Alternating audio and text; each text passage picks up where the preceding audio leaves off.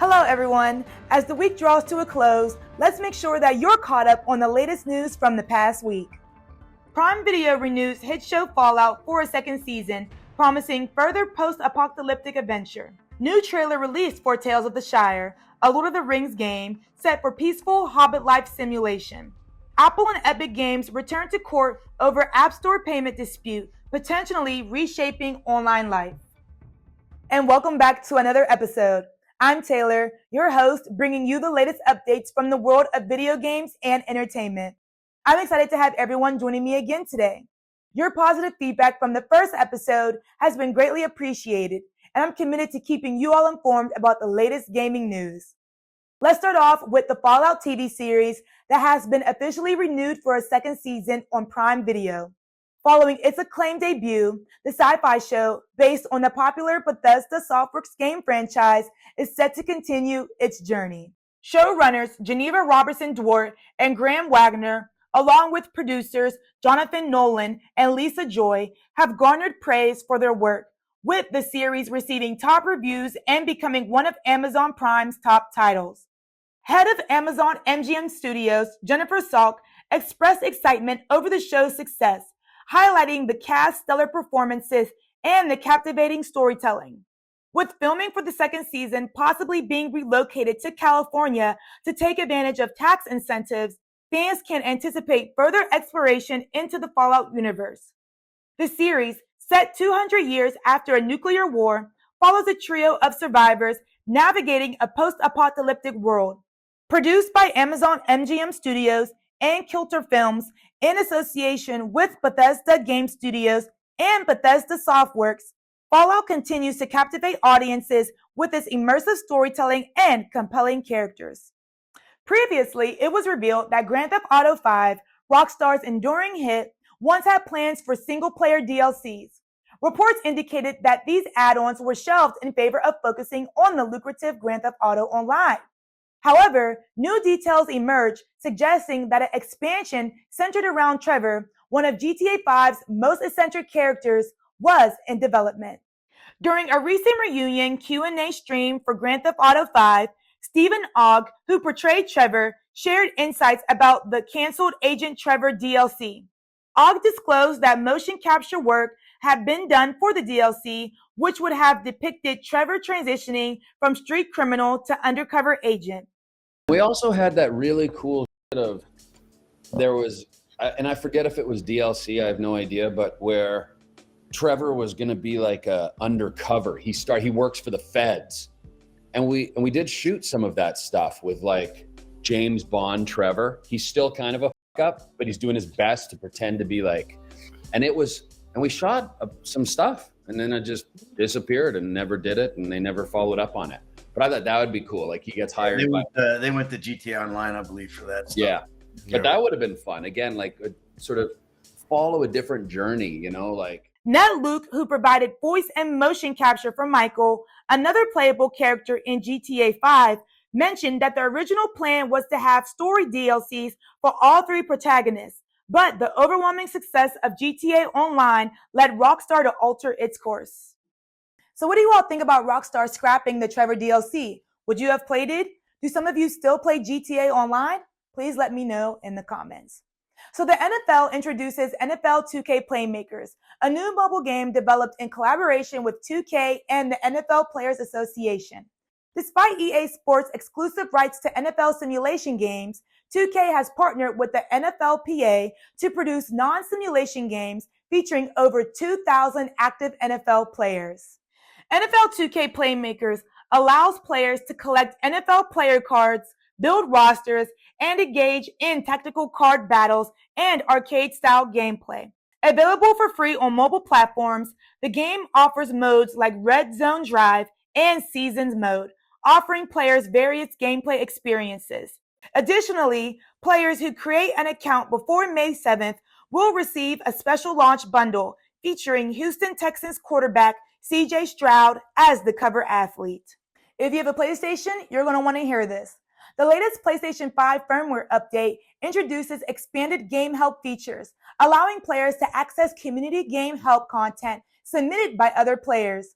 This feature helps gamers stuck in a particular part of the game by providing gameplay videos captured by fellow players. Additionally, the update includes improvements for remote play, allowing players to hide connection status messages during gameplay. This version also enhances system software performance and usability on certain screens. Sony emphasizes that players can contribute to community game help voluntarily and opt out at any time, ensuring that their videos are automatically captured and moderated before being shared with the PlayStation community. Apple and Epic Games are returning to court next month over App Store payment rules, following Epic's accusation of Apple violating a 2021 injunction. U.S. District Judge Yvonne Gonzalez-Rogers expressed concerns about Apple's actions, ordering further investigation. The hearing is set for May 8th, with potential additional days on May 10th and 17th.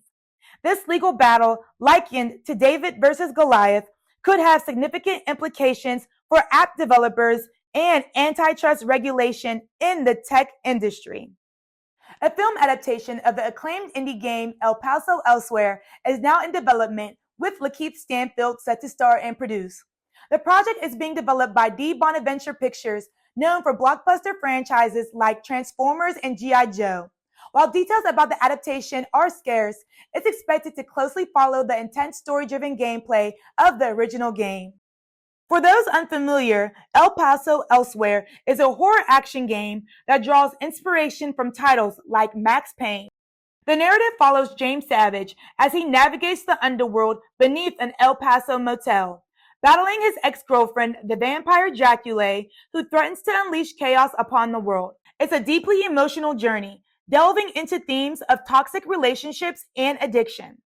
Stanfield is likely to take on the role of James, portrayed in the game by Xavier Nelson Jr., the developer behind El Paso Elsewhere and the studio Strange Scaffold, with their reputation for compelling horror storytelling and gaming. The move to adapt their work for the big screen reflects a growing trend of successful game-to-film adaptations, signaling Hollywood's acknowledgement of gaming narrative potential. Microsoft and Meta are teaming up to release a limited edition MetaQuest VR headset inspired by Xbox. It will likely be a skinned version of the MetaQuest 3 bundled with an Xbox controller. This collaboration reflects Meta's move to open its VR operating system to third-party hardware makers. Now, we're also working with Lenovo, Asus ROG, Xbox, and more to build headsets that are going to be designed for specific use cases. Think of one that's fully optimized for gaming with support for all kinds of different peripherals and haptics, or maybe just a version that comes out of the box with Xbox controllers and a Game Pass so that you can immediately just start playing on a big screen anywhere you go.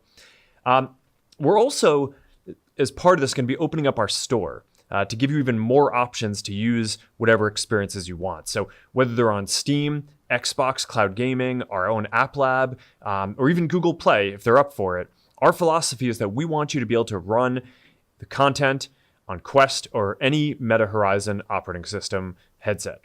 This partnership follows Microsoft's previous VR endeavors, including unsuccessful attempts with Kinect glasses and Project Scorpio. Despite past setbacks, Microsoft is now closely partnering with Meta, allowing Quest users access to Microsoft applications and Xbox Cloud Gaming. Also in Xbox news, Microsoft has announced its next Xbox Digital Showcase on April 29, 2024 at 1 p.m. Eastern Time and 10 a.m. Pacific Time. The idea at Xbox Digital Showcase will feature games like 33 Immortals, Lost Records Bloom and Rage, Vampire Survivors, Dungeons of Hinterberg, and more, with epic trailers, gameplay, and new reveals. The event will also be available in American Sign Language and can be streamed on IGN's channels. The ID at Xbox program, launched in 2013, supports indie developers with funding, development kits, and back-end support.